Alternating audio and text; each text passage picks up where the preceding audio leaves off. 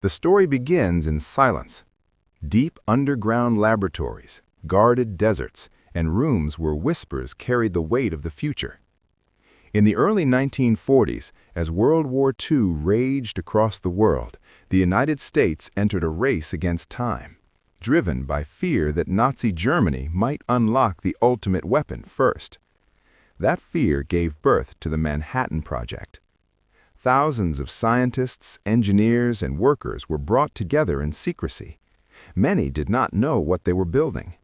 Towns appeared overnight in places like Los Alamos and Oak Ridge, hidden from maps and public knowledge. For America, this was innovation fueled by urgency, secrecy, and moral uncertainty.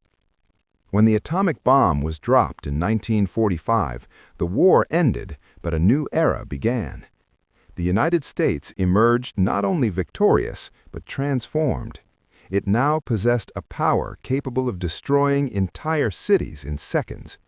Celebration mixed with unease. Americans asked a question they had never faced before. Should something this powerful exist at all? As the Cold War began, fear replaced relief. Former allies became rivals. The Soviet Union developed its own atomic bomb, and suddenly America was no longer alone at the top. The world stood on a fragile balance where peace depended on the threat of total destruction. This was the age of mutually assured destruction, even if the public rarely heard the term. At home, nuclear fear entered daily life. Schoolchildren practiced duck and cover drills. Families built fallout shelters in backyards. Television and newspapers reminded Americans that a nuclear attack could come without warning. For the first time, the battlefield included every city, every home. Yet the nuclear age was not only about fear. Atomic energy promised progress. Power plants were built. Medicine advanced. America sold the idea that the atom could light cities, cure diseases, and shape a brighter future. Hope and danger existed side by side. Presidents faced impossible choices. Military leaders planned wars they hoped would never happen. Protest movements grew as citizens questioned nuclear testing, radiation, and the cost of living under constant threat. America was divided between strength and restraint, dominance and responsibility. Decades passed, but the shadow remained. Even as treaties were signed and tensions eased, nuclear weapons never disappeared. They became a permanent part of global politics and of America's identity as a superpower. This story is not just about bombs or science. It is about decisions made under pressure, about fear shaping policy, and about a nation learning that power always carries consequences. The nuclear age changed how America sees war, peace, and itself. And its echo still lives with us today, quiet, invisible, and waiting. The early Cold War years hardened American thinking. Nuclear weapons were no longer emergency tools. They became the center of national defense. Missiles were placed in silos, submarines, and bombers, always on alert. The idea was simple and terrifying. If the United States could strike back instantly, no enemy would dare strike first. This constant readiness reshaped American life. Air raid sirens became part of city soundscapes. Government films taught families how to survive a nuclear blast, even as experts quietly knew survival would be unlikely. Fear became normalized, woven into everyday routine. The Cuban Missile Crisis brought that fear to its peak. For 13 days in 1962, Americans lived on the edge of nuclear war. Radios stayed on. Schools whispered. Families watched the news, wondering if tomorrow would come. When the crisis ended without war, relief swept the nation, but so did a new awareness of how close annihilation had been. Afterward, restraint slowly gained value. Arms control agreements emerged, not out of trust, but necessity. Leaders on both sides understood that a nuclear war could not be won. For America, strength now meant avoiding the very conflict it was built to fight. At home, public opinion shifted. Protest movements questioned nuclear testing, environmental damage, and military spending. Veterans, scientists, and ordinary citizens raised their voices. Nuclear fear became a political force, shaping elections and policy debates. The end of the Cold War did not end the nuclear age. Weapons remained.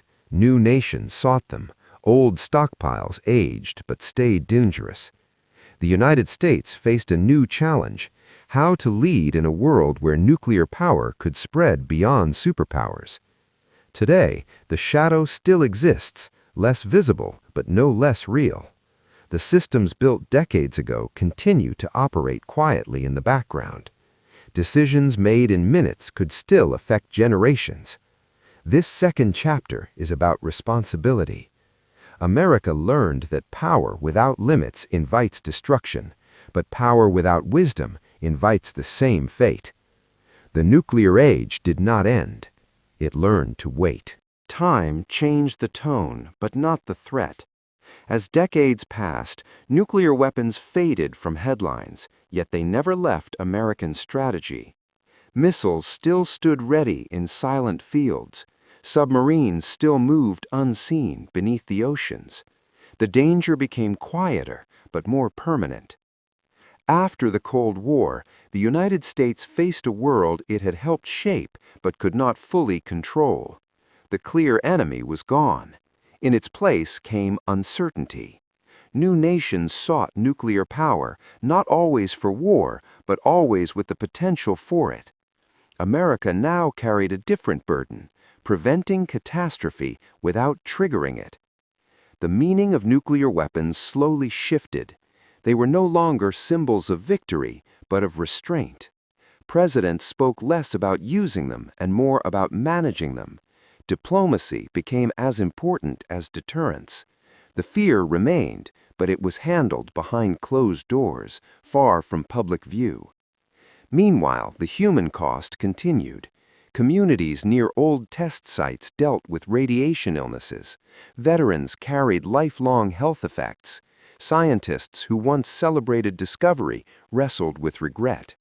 The nuclear age had not ended, it had aged, leaving consequences that could not be erased. A new generation grew up without duck-and-cover drills or fallout shelters.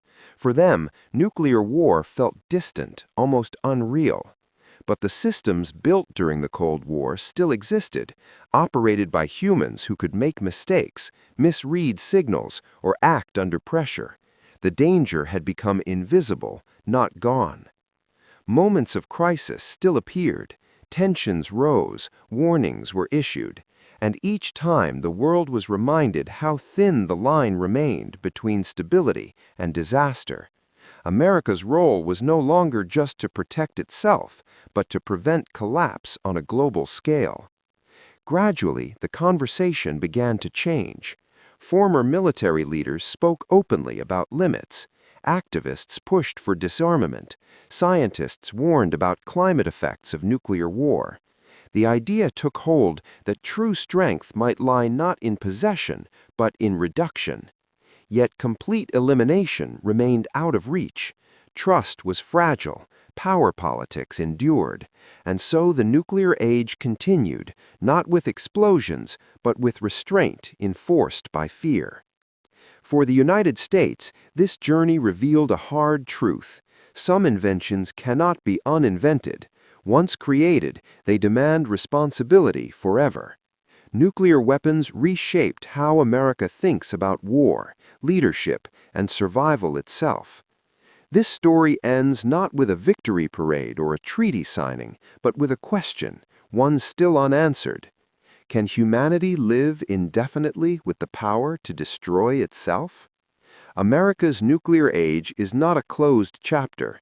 It is a warning written in silence, a balance held by choices made every day, and a reminder that the future depends not on strength alone, but on wisdom. The shadow remains, and what we do with it will define what comes next.